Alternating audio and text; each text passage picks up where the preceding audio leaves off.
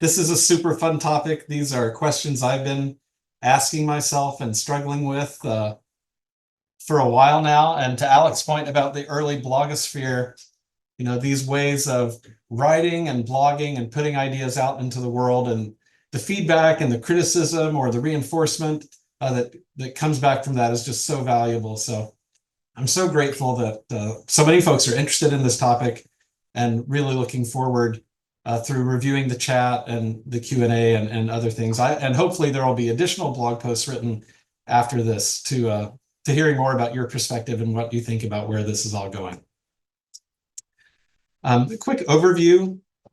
I want to start with origins and the goals of the modern open education movement, by which I don't mean like the open university, open education movement in the UK from several decades ago. I mean the open education movement that we associate with open educational resources. Talk a little bit about this idea of the most powerful emerging technology, and use that as a frame to get into talking about the impact of generative AI on traditional OER, the emergence of what I'm calling generative OER, how that might encourage us to extend and adapt our pedagogies, address a couple of objections and criticisms. I think it's very interesting that the objections and criticisms of generative AI are very similar to the objections and criticisms of OER 25 years ago. And then I'll wrap up with some concluding thoughts. So first, talking about goals, strategies, and tactics. For over 25 years, for me, I know everyone kind of came into the movement at a different time and in a different way. For me, I date myself back here to 1998, being when I started working, kind of really dedicating a lot of focus and energy to open education. But for over 25 years, I believe the primary goal has been increasing access to educational opportunity. Educational opportunity is made up of several things. It's access to other people to talk to and argue with. It's access to an instructor. It's access to a lot of different things, but the open education movement's primary strategy for increasing access to educational opportunity has been increasing access to educational materials. That has been the strategy, and the specific tactic that we've been implementing for over a quarter of a century now is creating and sharing OER. So let me tell just a little bit of my personal story, how I came into this. Again, I recognize everybody comes into it in their own way. But just sharing a little bit of my story so that you get some of the background and understand where I'm coming from. In 1998, I was working as the webmaster at Marshall University, which is my alma mater here in West Virginia. And I remember at that time having this epiphany. And it wasn't something that I was the first person to understand. Many other people had already realized this. Economists even had names for it. But I remember as I was sitting in my office doing my own work, having this realization that there's something very different about a physical resource and a digital resource. And with a physical resource, if my wife is sitting across the table from me at breakfast reading the physical newspaper, I can't read the newspaper until she's done with it and lets me have it. So there's some sense in which we have to compete for access to this physical resource.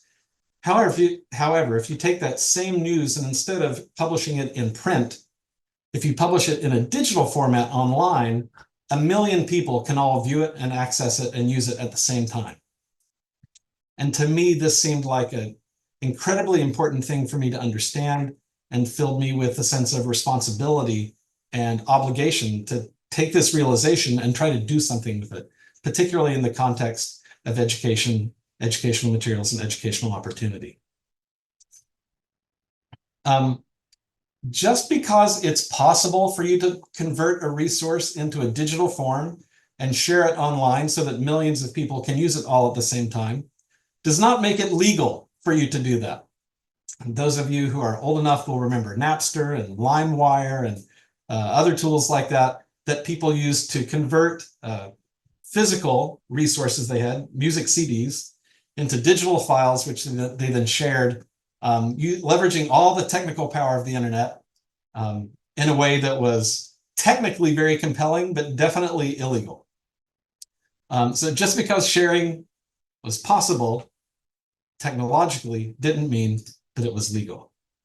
Now, our good friend, the Berne Convention here, and I say good friend in the most sarcastic way possible, enters into the picture here, because not only can you not share things that belong to other people, obviously, if other people hold the copyrights, you can't go online and share them without their permission.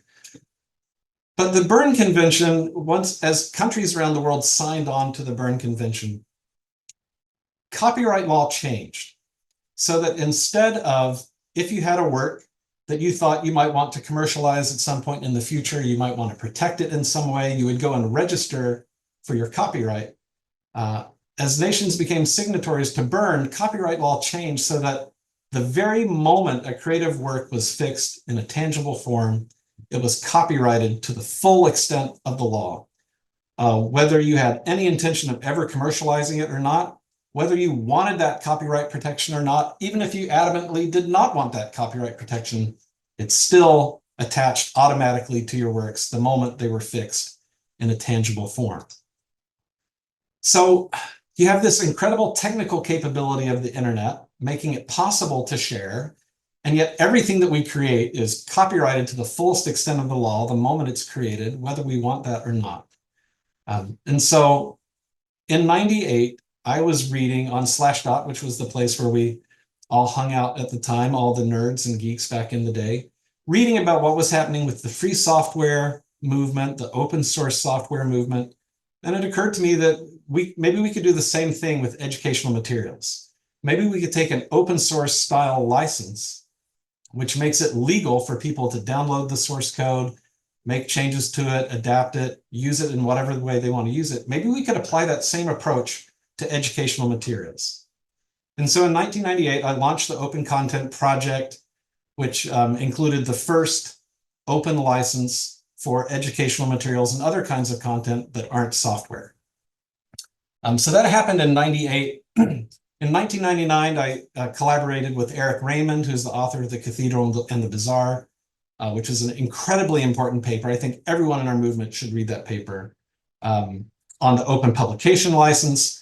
Shortly after that, the FSF released the GNU Free Documentation License, or the GFDL.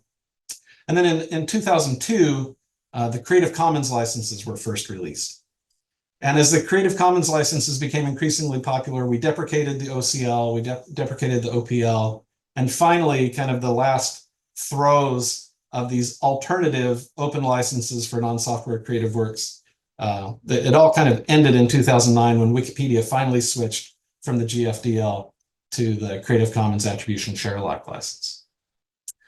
But the point of all of this work around open licenses for content was that then what the internet made possible from a technical perspective was made legal, right? I could take my own resource and I could put it online and share it, and in a very easy way, let you know that you had permission to engage in what we would now call the 5R activities.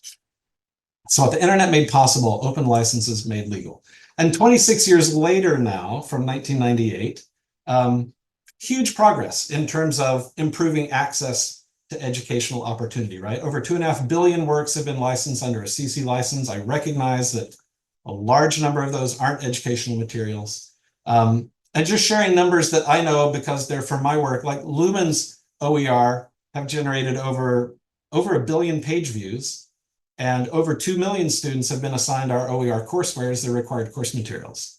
And then you think about the impact of all the other individuals and organizations that create and share OER. 26 years later, we've made some progress. This quote from the Open Syllabus Project here says, in 2013, OER textbooks were barely on the scene in US higher ed, used in only about 1 in 400 classes. 10 years later, it was 1 in 80.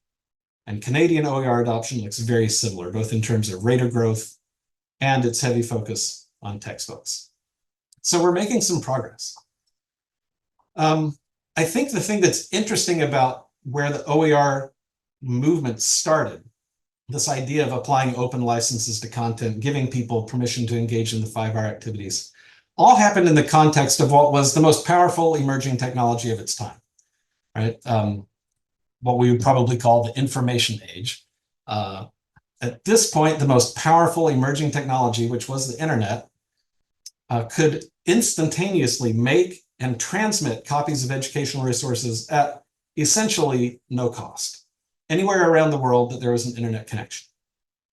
And in that context, the tactic of creating educational materials, openly licensing them, and then sharing them as OER so that they could be made and so that copies could be made and distributed freely and legally around the world, that was the optimal way to increase access to educational resources. That was the most powerful technology. This was the way that we could utilize its affordances kind of most effectively to try to meet our goal.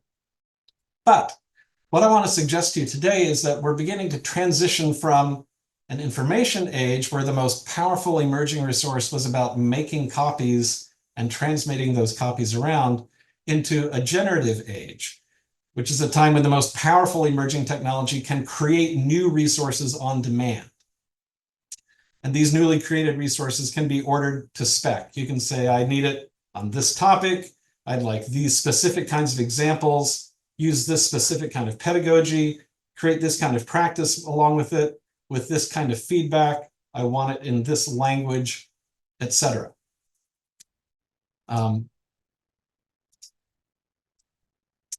So thinking about it in kind of a fun way. If you're not familiar with the Drake equation, this is a fun kind of thought exercise. Thinking about what are the number of civilizations out there in the Milky Way with which we might be able to communicate, extraterrestrial civilizations. And the Drake equation is kind of a funnel, a funneling down or a winnowing down. You start with the average rate of star formation in the galaxy.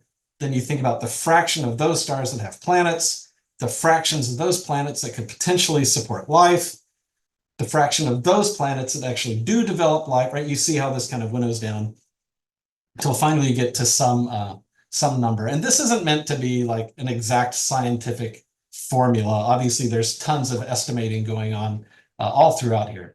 But it's just a way of thinking about the way that things have to filter down before you reach the point of being able to estimate how many civilizations out there could we potentially talk to. I think there's something similar to the Drake equation with OER. When you need an open educational resource on a specific topic, you have a very kind of Drake equation-like funnel that you have to run through. First, you have to hope that someone else, somewhere else, has already created the resource that you need. Then you have to hope that they've openly licensed it. Then you have to hope that they've either published it online where Google can find it, or they've put it in a repository and created sufficient metadata for it. Then you have to hope that Google actually did index it, or that you're able to find your way to the specific repository where it's stored. And then you hope that all of your searching effort actually results in you locating that resource. So there's definitely the same kind of funneling, winnowing down. When you need a resource on a specific topic for a specific group of learners, you do have to run this kind of Drake equation sort of gamut. Whereas with generative AI, when you need an educational resource on a specific topic for a specific group of learners, you describe what you need, and then generative AI creates it. You're not hoping that someone else created it, hoping that they openly license it, running that whole gamut. There's something very powerful about living in a time, and granted, these capabilities are very immature today, but they're improving all the time. But living in a time when we can ask for resources on the topics we need, for the students we need, et cetera, and have them created essentially in real time. Now, there's a saying that's famous in entrepreneurship schools that you should fall in love with your problem and not your solution. Let me give an example of what it means to fall in love with your problem, not your solution. Say your problem is, I need a way to keep food, drinks, and other items cold. At one point, the solution to this problem was to harvest ice from frozen lakes and deliver that ice to customers' homes. Then there were some technological advances that happened, and a better solution was to make ice industrially, to make it close to where you needed it, and then from there, deliver it to customers' homes. And then there are additional technological advances that made it so that we didn't have to have ice delivered to us at all. We could make our own ice in our own homes. And kind of famously, the people who harvested ice from frozen lakes did not make the transition into industrial ice making. And the people who did industrial ice making did not successfully transition into the business of in-home refrigeration and freezers. The people who had focused on these previous solutions were not in love with their problem. They were in love with their solution. And as new technology came along and their solution became outdated, because they didn't see that actually we're in the business of helping people keep food, drinks, and other items cold, they thought they were in the business of harvesting ice and delivering it to people's homes. They weren't able to survive through that technological transition. So if you fall in love with your problem, you can always leverage new technology to solve your problem more effectively and efficiently. If you know that you're in the business of keeping food, drinks, and other items cold, then it makes complete sense for you to stop making ice and delivering it to people's homes and instead now get into the business of in-home refrigerators and freezers. But if you don't fall in love with your problem, if you fall in love with your solution, then eventually you'll be left behind. So if the problem that we care about in the open education community is inequitable access to educational opportunity, if that's our problem, and our primary goal has been what I've said, and the strategy has been what I've said, generative AI has the potential to provide access to dramatically more resources on more topics, in more languages, in more formats than the current kind of create each OER by hand through a bespoke process does. And if that's true, then the optimal tactic, or what we might call the best current solution for accomplishing the primary goal of the open education movement, is now generative AI. And a group of people whose primary goal is to increase access to educational opportunities by increasing access to educational materials, I believe really should begin shifting their primary focus from thinking about OER to thinking about generative AI. Now, OER will still have a role to play in the future, just like printed textbooks will continue to have some role to play into the future, but that role is going to decrease over time, I believe. So let's talk for a minute about the impact of generative AI on OER. When I say traditional OER, I'm going to contrast that with what I'm going to call generative OER in a minute. But by traditional OER, I mean this very common definition, the Hewlett Foundation definition, Creative Commons definition, et cetera, that OER are teaching, learning, and research materials that either reside in the public domain or have been released under an open license that permits their free use and repurposing by others. So we would typically think of these as being articles, chapters, textbooks, images, videos, audio recordings, simulations, et cetera, et cetera. Now, generative AI profoundly affects the way that traditional OER can be authored and the ways that they can be revised and remixed. And I want to talk about that for just a minute. And maybe set up this kind of before and after. Of before generative AI, all OER were handcrafted. But now with generative AI, they can be AI drafted.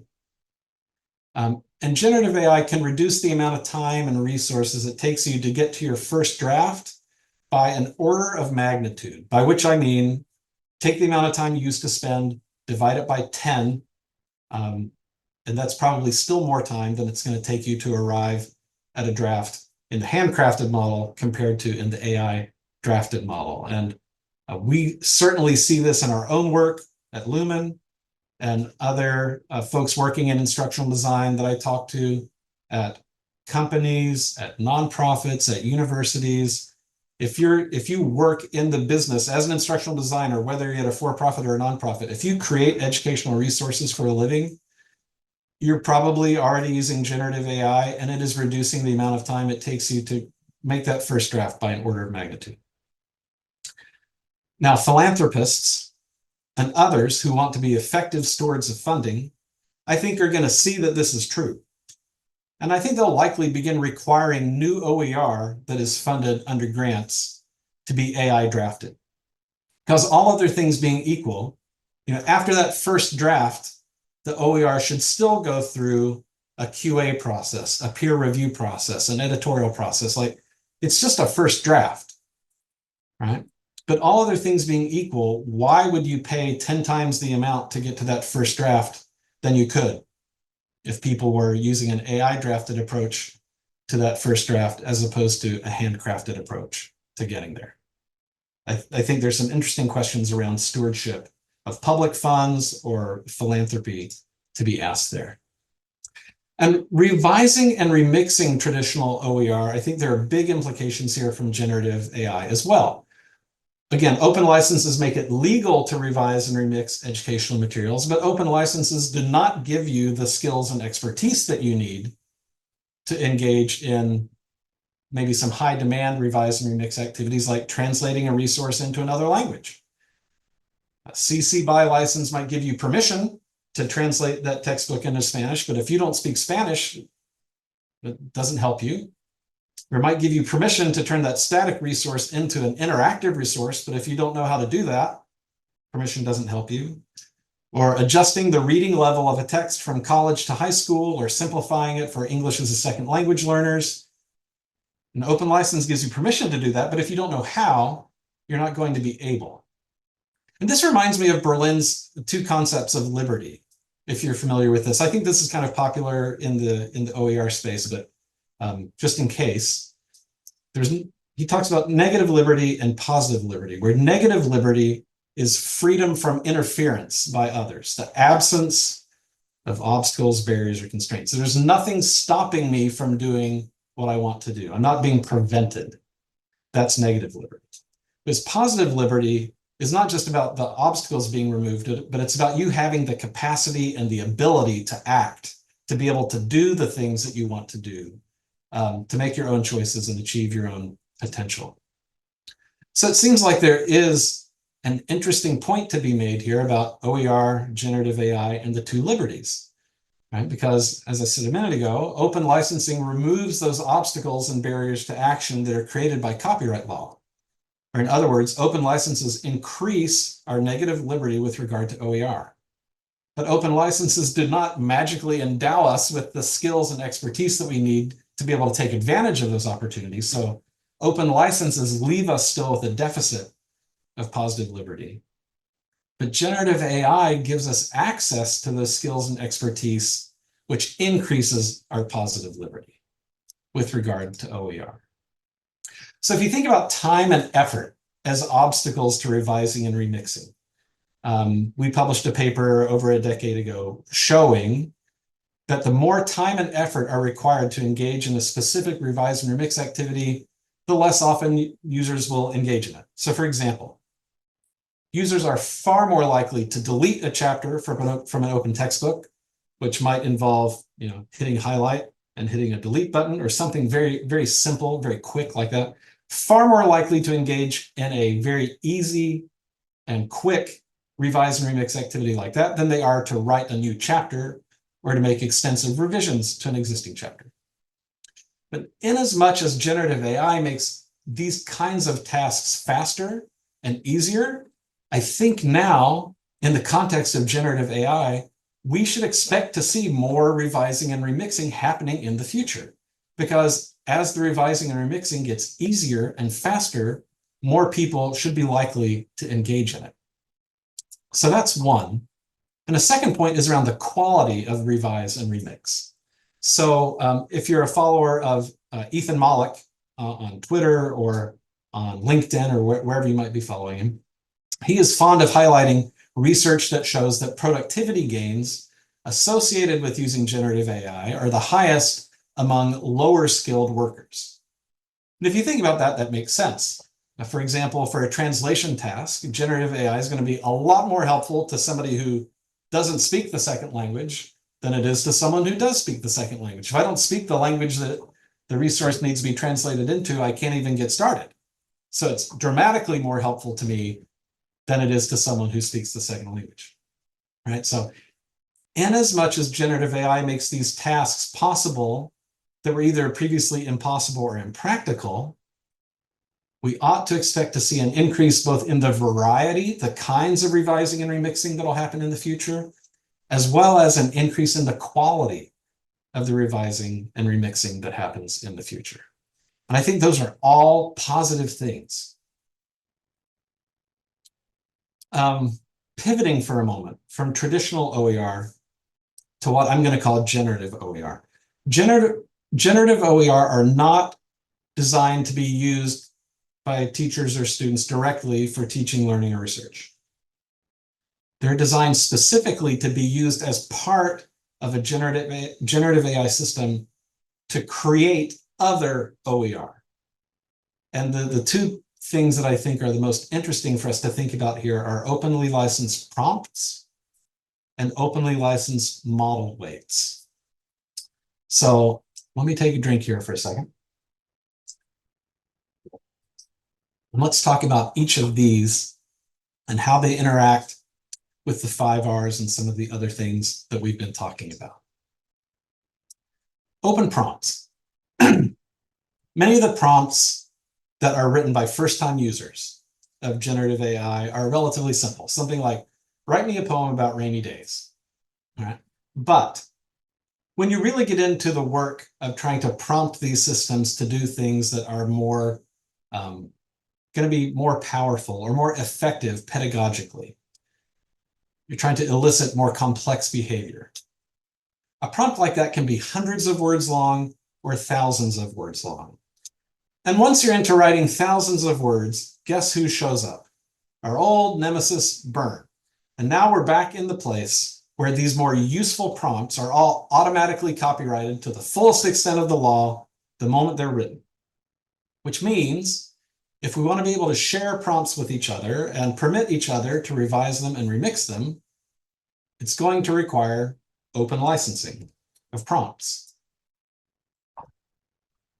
Openly licensing prompts matters for a couple of reasons. First, I think there's broad awareness within the open education community that we need to be able to localize OER for linguistic reasons, to make them more culturally appropriate, for a whole host of reasons. I can't possibly, sitting here in my home office in West Virginia, anticipate every need that you and your learners who are somewhere else are going to have. And so when I put OER out into the world, part of why I put it out into the world under an open license is it's so that you can take it and make the changes that you need to make to it so that it will actually work for you and the learners that you're working with, whether it's you individually as a learner or you as a teacher working with learners or you're part of a group. There are changes that are going to need to be made, and you need to have permission to be able to make them. Users of generative AI are going to choose to use different generative AI models for a range of reasons.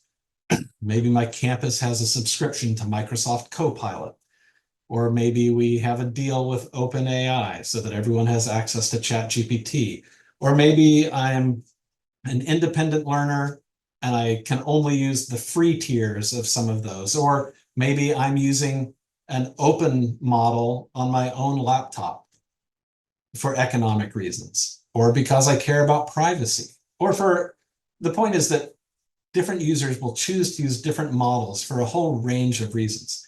And different models will respond differently to the same prompt,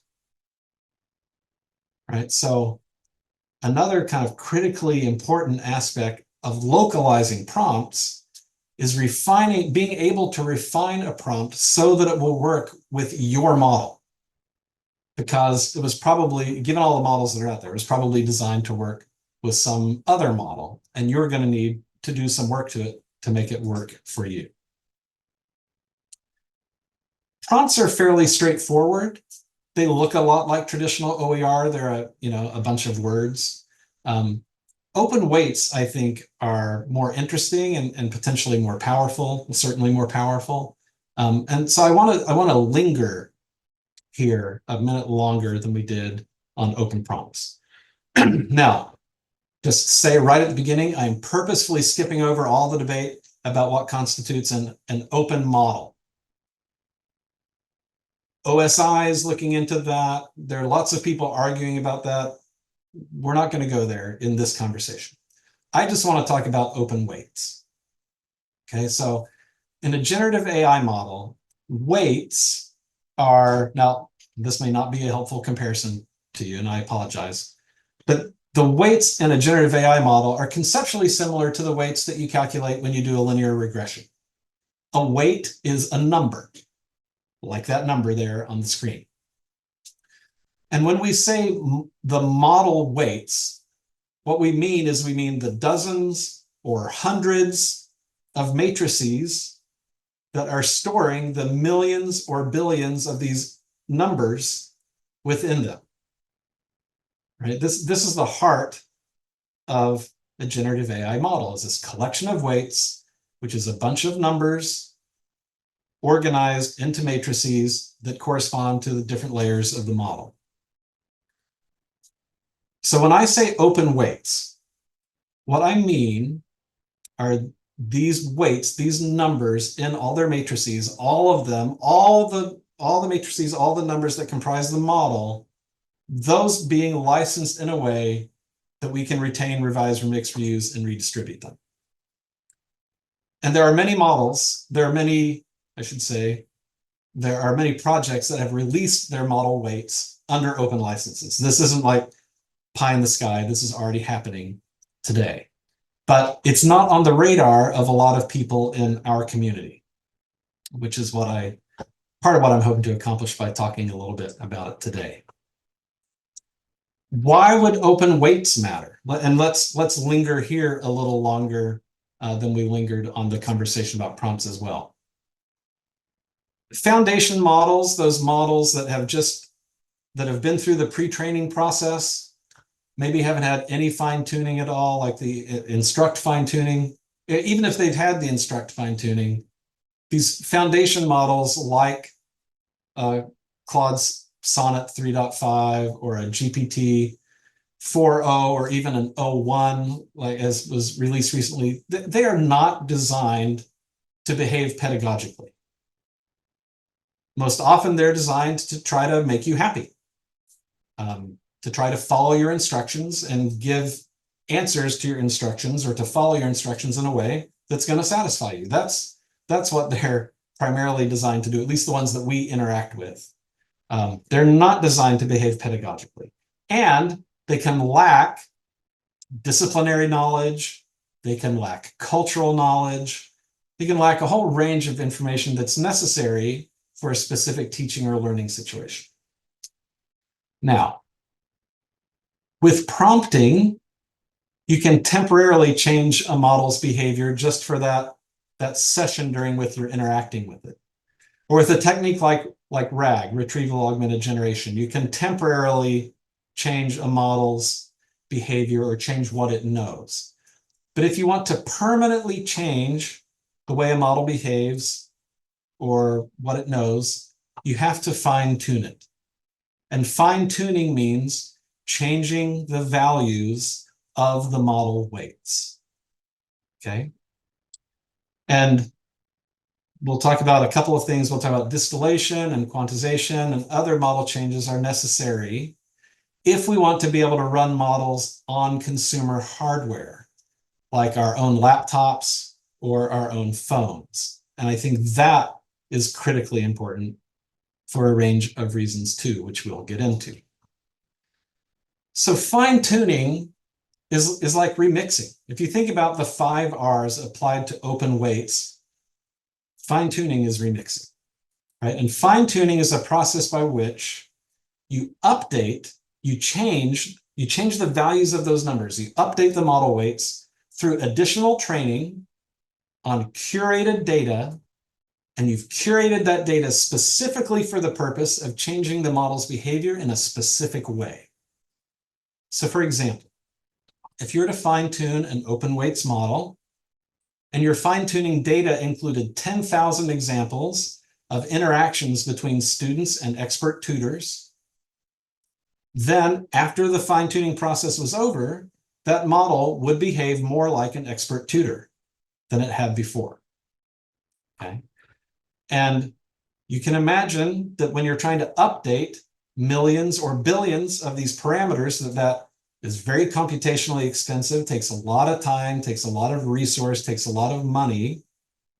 So there are techniques like LoRa that make it possible to fine-tune only a subset of the model weights instead of having to update, the 405 billion parameters in the Llama 3.1 model, so that it becomes possible for people like you and me, with the hardware that we have access to actually do fine-tuning. It's not just in the realm of Google and Facebook and whoever else. But fine-tuning is what remix means in the context of open weights, right? And distillation is a specific kind of fine-tuning, which I think is very interesting for our purposes.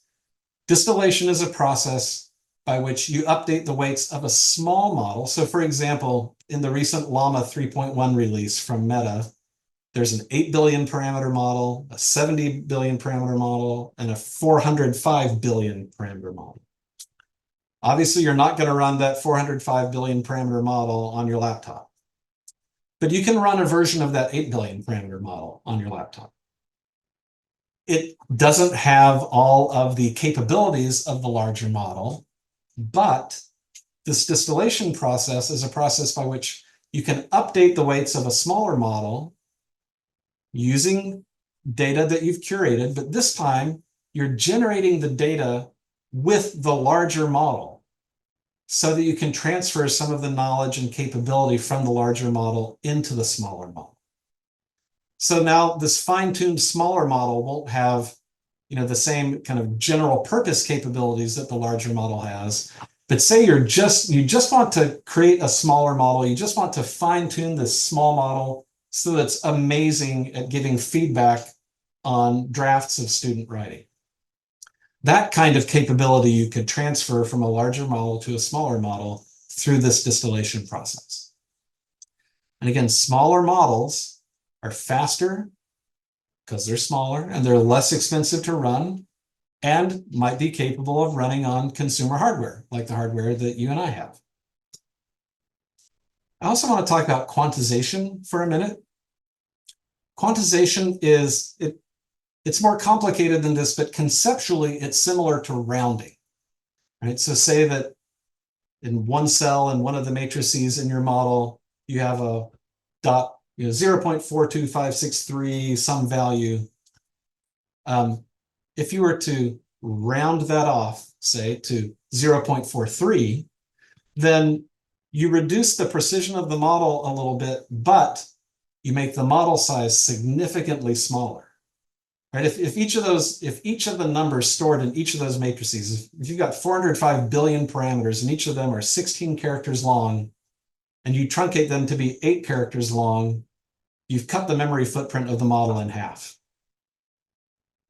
right? Meaning that it's going to be faster and less expensive to download because it's significantly smaller now than it was before. And because it's smaller, again, I might be able to run it on my consumer hardware. Now, quantization is not rounding, just to be clear. I'm saying it's conceptually similar to that. The process is more convoluted, but it ends up with a higher precision number being a lower precision number, which is smaller and has these effects. So coming back to why open weights matter. With permission to engage in the 5R activities, we can use a range, these techniques I've talked about and others. We can use a range of techniques to change the way that models behave, to change what they know, to decrease their memory footprint, and do other things to them so that they can run on your laptop and eventually on your smartphone. And we've talked about revise and we've talked about remix, but retain and reuse and redistribute are also very important here. This permission to download and run smaller, customized open weights models locally, I believe, is going to be a key to our being able to use generative AI to improve equity and access in a way similar to MIT OCW's Mirror Site program does. So if you're not familiar with MIT OCW Mirror Sites, There are a couple hundred of them, 250, 300 something. And what MIT does is they take the entire OpenCourseware site, copy it onto a hard drive, and they put that hard drive in the mail and send it to you. Because maybe where you are, maybe you have a LAN, maybe you've got a local area network, you've got Wi-Fi inside your school building, but your school isn't connected to the broader internet. So I can't actually use MIT OCW in this example because I'm not connected to the internet, even though the computers inside my building are connected to each other. But if MIT OCW puts the whole OpenCourseware collection on a hard drive and sends it to me, I can plug it into one of the servers in the school, and now everybody in the school can access all of MIT OCW. When it's possible to download and locally run these smaller models, we'll be able to send them to the same kinds of places that we can currently send these kind of static resources like PDFs or websites or things like that, so that even access to the broader internet won't be a requirement to be able to use them, but you'll be able to use them in these offline settings like the Mirror Site program makes possible. And customizing those models and being able to run them locally does a bunch of things. It improves privacy because your conversation is never leaving your own laptop. It decreases energy consumption because the model is smaller, takes less energy to run, and now you're running it on your laptop instead of accessing some giant cloud where that's happening. And if the models are customized in ways that are informed by evidence-based teaching and learning practices, then we can increase the likelihood of improving learning outcomes through these customized models as well. And all of this is only possible if we have permission to engage in these 5R activities with regard to the weights. So open weights really matter. If you want to dip your toe in here and play around with running models locally, I've got the names of several projects here on the slide that will let you do that. I think LM Studio is kind of easiest to use, but your mileage may vary. One of the things I like best about LM Studio is that when you open it on your machine and go and start browsing through all the open weights models that are available, it will tell you, I don't think this one's going to fit on your laptop. Don't bother downloading it because it's not going to run, but this one looks like it will run. Go ahead and download it and run it locally. And just to be clear, when I say run it locally, I mean after you've downloaded it and you've started it up in LM Studio, you can turn off the Wi-Fi and use this generative AI system right on your own machine without any internet connection. Right, that's what we mean by running it locally. Okay. Two more topics, and both of them are shorter than the ones that we've just been through, so I'm hoping that we'll be able to get through them. First, I'm going to talk about impacts on our pedagogies. If you've heard me talk in the past, you've probably heard me talk about what I call OER-enabled pedagogy. OER-enabled pedagogy are the things you can do with OER that you can't do otherwise. The teaching and learning practices that are possible when you have the 5R permissions that are not possible when you don't have the 5R permissions, right? So for example, if you're using OER as a core instructional resource, you and your students might collaborate to revise and remix and then republish your course materials, both as an exercise in improving their own understanding, but also to better support the students that will come along next semester. Obviously, you cannot do that with a traditionally copyrighted resource. That's a kind of pedagogy of revise and remix that you can only engage in when you have the 5R permissions.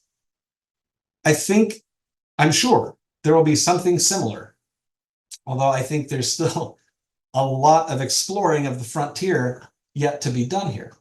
But I think there's definitely something analogous to OER-enabled pedagogy that we might call Gen AI-enabled pedagogy, which is the things you can do with generative AI that you can't do otherwise. So for example, when you're teaching a fully asynchronous online course where you never meet face-to-face, we're typically not able to assign synchronous collaborative activities like a think, pair, share kind of activity in that setting because the students are never together. The reason they signed up for asynchronous online was because they have crazy hours and crazy schedules and all these demands, and they can only do what they can do when they can do it.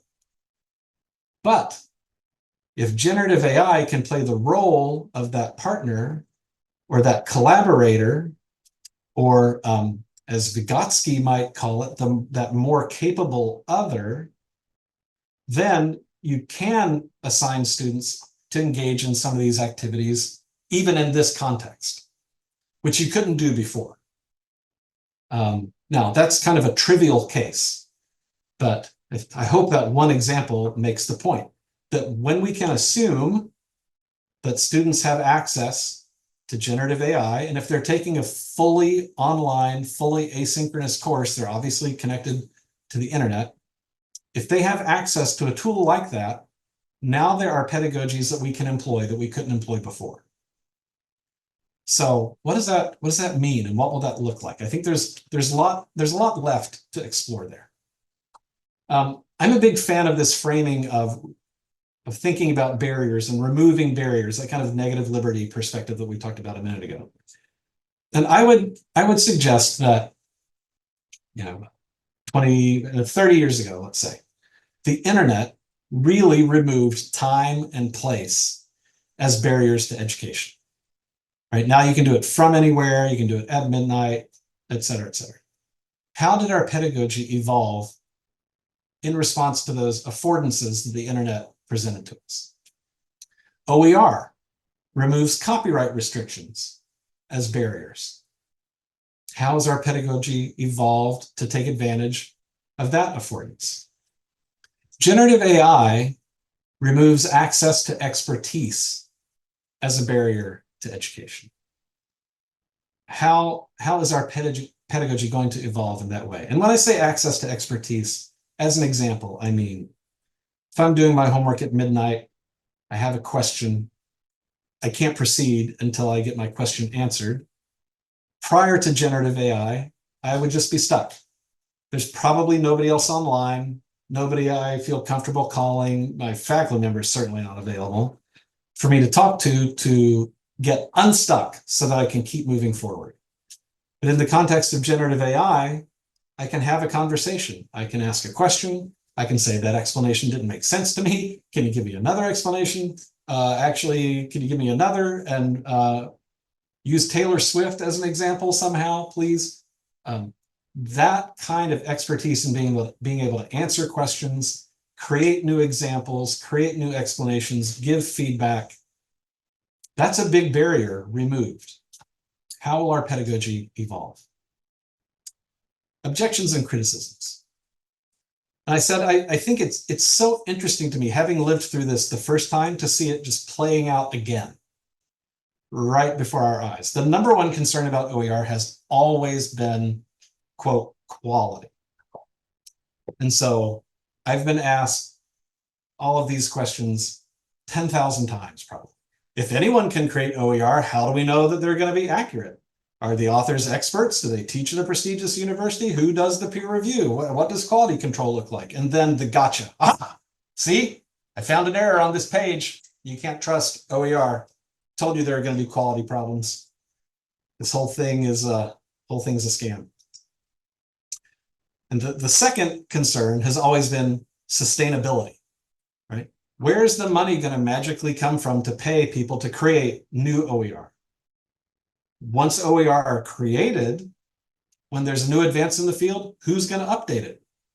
When the information gets out of date, who's going to update it? When somebody finds an error, who's going to update it? And why should I go? I mean, if you've taught at the university level, why should I go to all the trouble of re-prepping my course from these materials I'm currently using that are working fine for me to start using this OER when there's no guarantee that it's ever going to be updated? And 2 years from now, 3 years from now, I'm going to have to re-prep my course again. And of course, if everyone starts using OER, does that mean that no one's ever going to get paid to write textbooks? What are we doing to authors' livelihoods? Are we destroying, authoring as a way of making a living? If you think about generative AI, the concerns are so similar. The number one concern is quality. If we don't know exactly what data the model was trained on, how do we know if its results will be accurate? If we don't fully understand the process of inference by which a model generates responses, how can we know its results will be accurate? Aha, see, look, it hallucinated. It made a mistake right there. I told you can't trust generative AI. This whole thing's a scam. And again, with generative AI, another concern that comes very quickly behind hallucinations and accuracy is sustainability. If generative AI is used to automate a lot of work, do I still have a job? Model training, both training and inference is what we call it after you submit a prompt and the model generates a response for you. That process is called inference. Training and inference require a lot of electricity and a lot of water. Don't models perpetuate bias? Isn't the way that human labor is involved in this whole process problematic? What do deepfakes and automatically generated misinformation mean for democracy? Is this whole enterprise even sustainable? Right. So I want to give you a framework, or I want to suggest to you, feel free to wad it up and throw it in the garbage. I want to suggest to you, though, a framework for thinking about these objections. First, that generative AI right now is a lot like OER was in 2000. And when the very first open licenses were out there, Creative Commons wasn't even a thing yet. And a handful of us were stomping around trying to convince people to openly license their educational materials. People were somewhere between dismissive and just completely incredulous. At that time, we could see that there were promising pathways to addressing the real issues that people had concern about, and we'd already started doing the work. And we knew that it would never be perfect, but that it would eventually be good enough, right? That's where generative AI is today, from my perspective. Most people are somewhere between, well, I don't think anybody is dismissive anymore, but I think a lot of people are incredulous. But they might not realize that there are promising paths to addressing issues. Work's already underway. It's never going to be perfect. But arguably now, for many use cases, it's already good enough. And even now, 26 years later, if we're being completely honest, we still don't have great answers for the OER objections, but lots of people use OER enthusiastically anyway. So what I mean is when someone raises a concern about the accuracy or the quality or the sustainability of OER, an idealized response to those concerns would be to say, let's just take OpenStax for an example. They get huge grants. They spend as much as $1 million per book. The authors are experts from famous universities. They have a whole production process that mimics a big publisher process where the experts get support in technical writing and graphic design and editorial and copyright review. And there's a quality control and a peer review process that mimics the ones that the big publishers use. And in terms of sustainability, OpenStax generates licensing fees from their commercial partners, and they sell printed books, and all of that revenue means that they'll always be able to update their materials and keep them up to date. Now, if there are 1 million OER in this world, this response speaks to 50 of them, right? If you were to draw an OER out of a hat and respond to these concerns, a more typical response would be, well, an individual instructor applied for an OER grant at their institution and got $3,000. Then they wrote an entire textbook in 1 semester. They never received any production support, though we did give them a Pressbook account. And there was no peer review process, and there's no ongoing funding to update the resource after this semester-long grant is over. That's actually what the majority of OER in the world look like and how they work. And yet we're all still very enthusiastic about OER and using them pretty effectively. Right. I see we're just about out of time. Let me share my concluding thoughts. If we're truly in love with our problem, which is inequitable access to educational opportunity, and we're not just obsessed with our solution, then shifting our focus from traditional OER to generative OER seems like the obvious path forward.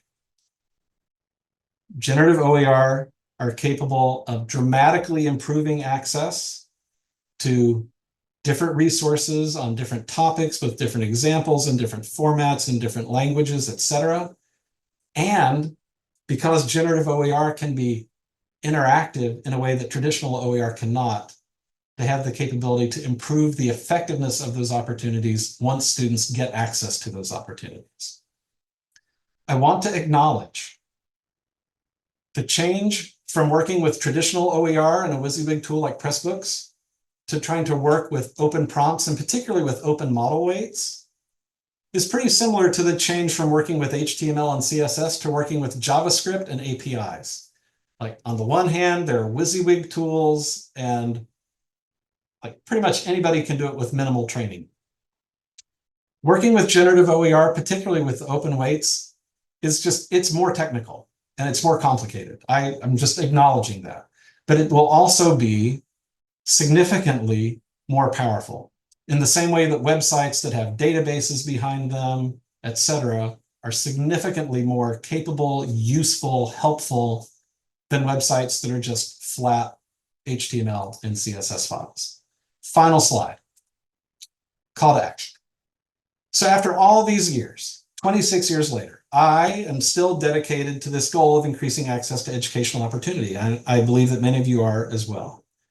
I've also become interested in increasing the effectiveness of those opportunities, but that's kind of a separate conversation.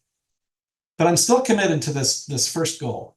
And emotionally, it's very hard to leave behind or think about beginning to move on from this traditional OER tactic that has consumed 26 years of my professional life. But I think that it's really important for the people that we're doing this work for that we use the best, most effective tools at our disposal as we do the work. So my call to action to you is, let's use the best, most effective tools at our disposal as we do this important work. And I know I've taken us 2 minutes past. I apologize, but thank you very much.